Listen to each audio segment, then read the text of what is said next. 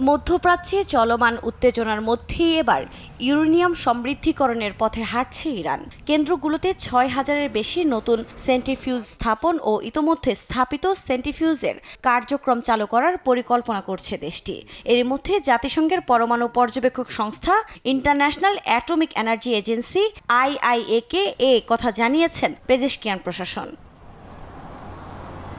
গণমাধ্যমের বরাতে জানা যায়, গত সপ্তাহে ইরানের বিরুদ্ধে IAEA-এর ৩৫টি রাষ্ট্রের বোর্ড অব গভর্নেন্সের পাশ করা এক প্রস্তাবের প্রতিক্রিয়ায় অতিরিক্ত সেন্ট্রিফিউজ স্থাপনের ঘোষণা দিয়েছে তেহরান। যুক্তরাজ্য, ফ্রান্স, জার্মানি ও যুক্তরাষ্ট্রের অনুরোধে প্রস্তাবটি পাশ হয়েছিল। তবে কেন ৭% পর্যাপ্ত পরিশুদ্ধ ইউরেনিয়াম সমৃদ্ধ করছে তা ব্যাখ্যা দেয়নি দেশটি।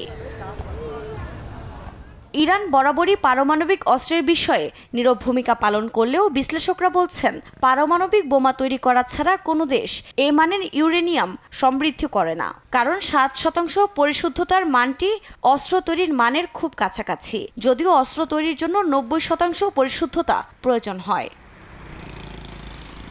এ পরিস্থিতিতে ইরানকে আবারও হুমকি দিলেন ইসরায়েলের প্রধানমন্ত্রী বেনিয়ামিন নেতানিয়াহু। তেহরানের পারমাণবিক অস্ত্রের অধিকারী হওয়া ঠেকাতে প্রয়োজনীয় সবকিছুই করার কথা জানান তিনি। গণমাধ্যমের প্রতিবেদনের তথ্য বলছে, স্বীকার না করলেও মধ্যপ্রাচ্যে পরমাণু অস্ত্রের অধিকারী একমাত্র ইসরায়েল। তাই কোনো প্রতিদ্বন্দ্বী দেশ যাতে এই অস্ত্রের অধিকারী হতে না পারে, সেই লক্ষ্যে প্রতিবন্ধকতা সৃষ্টি করা দীর্ঘদিন ধরে ইসরায়েলের প্রতিরক্ষা খাতের শীর্ষ অগ্রাধিকারমূলক বিষয়গুলোর একটি।